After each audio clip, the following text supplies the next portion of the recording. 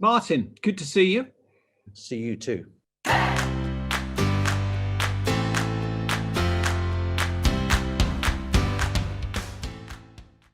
Coming up for the second Sunday before Lent, and our reading is John 1, 1 to 14, commonly known as the prologue of John, but pretty famous, certainly among Christians. In the beginning was the Word, and the Word was with God, and the Word was God. What do you have to say about this iconic passage? Well, it feels like we're back at Christmas, doesn't it? Of course, that's your immediate response. And thinking about why have we got this passage now? And for me, it has to do with the fact that we are the second Sunday before Lent, and that somehow it's a kind of scene setting. It's giving us a framework, a context that enables us to then walk in and face the challenges of the events of Lent and Holy Week. So there are two things that have particularly struck me this time, and of course, different things strike us at different times about this extraordinary passage. First, that the God as creator is spelled out in this, and the Word is an agent of that creation, without whom nothing was made that was made. And the Word is a manifestation, a revelation of God.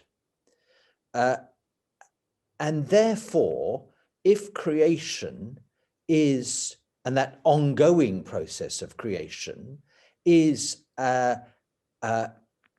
affected by the Word, so the Word is the agent, then creation itself is revelation. And we get back to the point which we instinctively understand, but I think for me, it gives a very sure foundation for what Paul recognized, that we can catch glimpses, people can catch glimpses of the nature and being of God through creation. And I think it's really important to hold on to. And I'm struck, in this during this pandemic, we have been challenged both by the presence of the virus about what is creation, what's going on, but we've also been excited and comforted and strengthened as we've just noticed things. We've noticed the creation, and we actually are finding ourselves caring for the creation more than we have done previously, notwithstanding the government's unbelievable decision to open a coal mine in Cumbria. But that's another story. It is appalling. So God as creator and the Word as agent of creation, and therefore creation is part of the divine revelation. We see God in creation.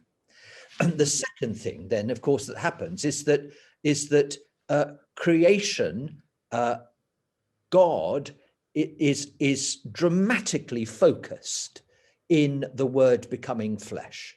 So the revelation then becomes in the figure of Jesus.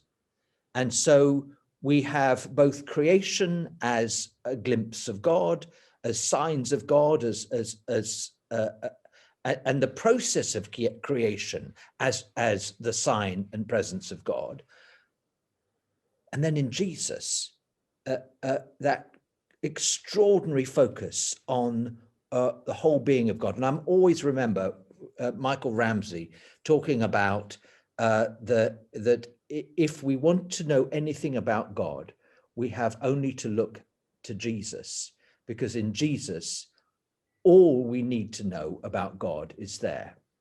And that's what, that then sets the frame for us to move into what the extraordinary weeks of Lent and then Holy Week, where we see the climax of what this revelation and reality means for us. That's where I got to. Where are you? Well, I think probably I'm where you are. So really, I've probably only got to say a few footnotes to what you were saying. I think I remember David Ford, Professor David Ford, talking about how John teaches in waves. And I thought, what does he mean by that? And he said, well, the waves, in the beginning was the Word, first wave, and the Word was made God, second wave, yeah? And the Word was God, third wave, kind of washing up the beach, which I thought was a really lovely way of seeing it. But when they talk about John 1 to 14 as a prologue, it seems to me a misnomer, because it's not a prologue. It's in its fact the gospel in miniature when you look at it, when you see what is actually in it. And just looking at it from one perspective, because it's so rich, if you look at it from the perspective of what does this tell us about God, which is kind of like the lines that I think you were going down, it's well, first of all, that Jesus was with God from the get-go. In the beginning was the Word, and the Word was with God, and the Word was God. And what is the Word made flesh? Well, that's Jesus. So in some shape or form, Jesus was with God and is God from the get-go. That Jesus is the Word. Jesus Christ is the Word. In other words, the self-expression of God, which strikes me as a really beautiful way of expressing Jesus' relationship with the Father. And absolutely free, in the same way that our word is freely spoken, if you like.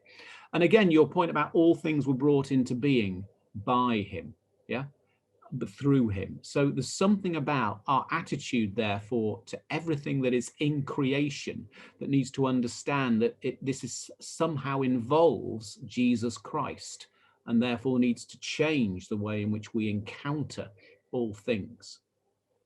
And then, of course, he came to his own, and his own did not receive him.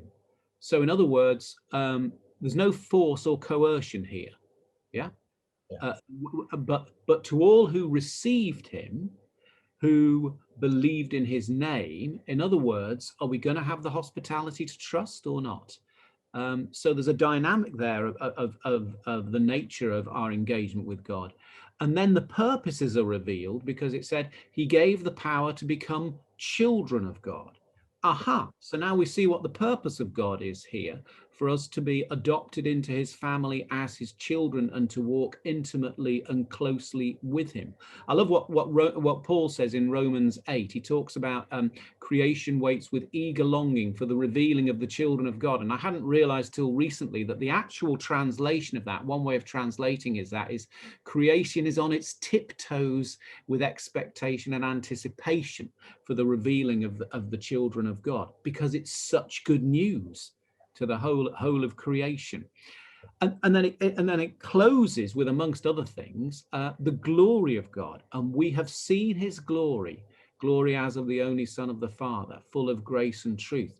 But if you look at John's gospel more widely to see how this is amplified, you realize that what he's talking about here, John, in terms of glory, isn't the glory of winning an Oscar or the World Cup or the such like.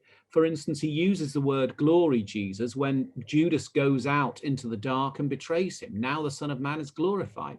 What is the glory? It is the love of God in Jesus Christ that reveals itself in going to his death on the cross and rising again. So the whole of the gospel is kind of distilled into that really poetic and beautiful passage. Absolutely. Yeah. Mike, thank you. Thank you.